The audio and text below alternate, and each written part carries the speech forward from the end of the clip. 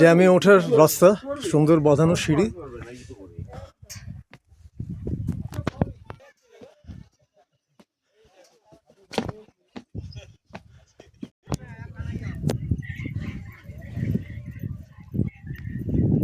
ড্যামে ওঠার পর এরকম একটা লোকেশন, নিচে পার্কটা দেখা যাচ্ছে।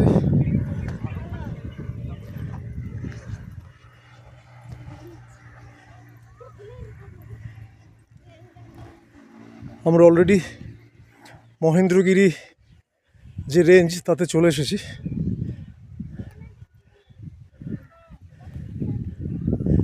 এই একটা 360 ভিউ।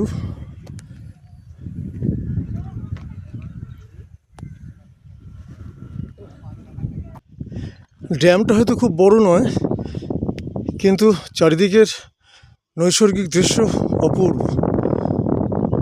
যদিও বর্ষাকাল, জল থাকলে একটু ভালো লাগতো, এখন জলটা একটু কম আছে। আজকে জুলাই মাসের 20 তারিখ। এটা ঘোড়াহাদা ড্যাম, উড়িষ্যার মহেন্দ্রগিরি পর্বতের রেঞ্জে এই ড্যামটা অবস্থিত। চারিদিকে মহেন্দ্রগিরি পর্বতের যে রেঞ্জ দেখা যাচ্ছে।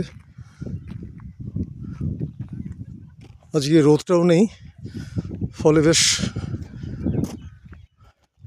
সুন্দর ঘোরা যাচ্ছে। শঙ্করদাকে আরেকবার ধরবো। শঙ্করদাও দেখছি এই ড্যামের সৌন্দর্যে পাগল। ইনি আমাদের, ইনি ঘোরেননি এমন জায়গা নেই। হিমালয়টাকে উনি হিমালয়ের প্রেমে পড়েছেন। এই শঙ্করদাই হিমালয়কে এমনভাবে চষেছেন যে আমাদের বাইকার্সদের মধ্যে কেউ হিমালয় যাওয়ার আগে এনার সাথে একবার পরামর্শ করে যান। শঙ্করদা, আপনি তো এত ড্যাম ঘুরেছেন, এই ড্যামটাকে আপনার কেমন লাগে? এই ড্যামটা বৈশিষ্ট্য, এটা একটু এক্সেপশনাল। কীরকম, কোন দিক থেকে বলুন তো? কোন দিক দিয়ে হচ্ছে বিউটি এবং ফিচার, হ্যাঁ, এগুলো একটু অন্য অন্য মাত্রায়। ড্যামটা কিন্তু বেশি বড় কিছু নয়। না, বড় নয়, কিন্তু এই টোটাল ইস্টার্ন ঘাটের রেঞ্জগুলো দেখা যায়। হ্যাঁ, ইস্টার্ন ঘাটের রেঞ্জ একদম তাই নয়। ওপাশে এটা যদি আমি খুব ভুল না করি, হ্যাঁ, এটা আমার বিশ্বাস এটা নীলগিরি পর্বতমালা। আমি এখানে সকালে শঙ্করদা একজন স্থানীয় লোকের সাথে কথা বললাম। ওদের কথা মতো এটা হচ্ছে গিয়ে নীলগিরি। ওই ওই লোকাল নাম নীলগিরি আর নীলগিরি ব্যাপারটা ক্যামেরায় খুব একটা আসছে না, দূরে মেঘের মতো লাগছে।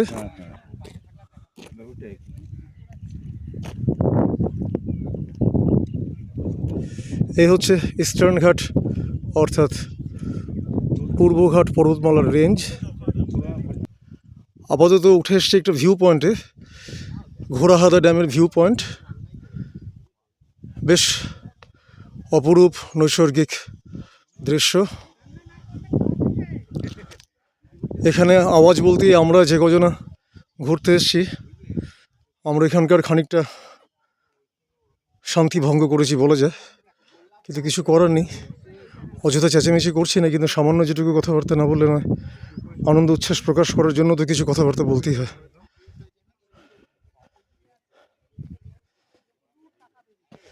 একদম দূরে যে ট্রি লাইন্স দেখা যাচ্ছে, তার ঠিক ওপরে, ক্যামেরায় সম্ভবত আসছে না, অসাধারণ একটা রেঞ্জ দেখা যাচ্ছে।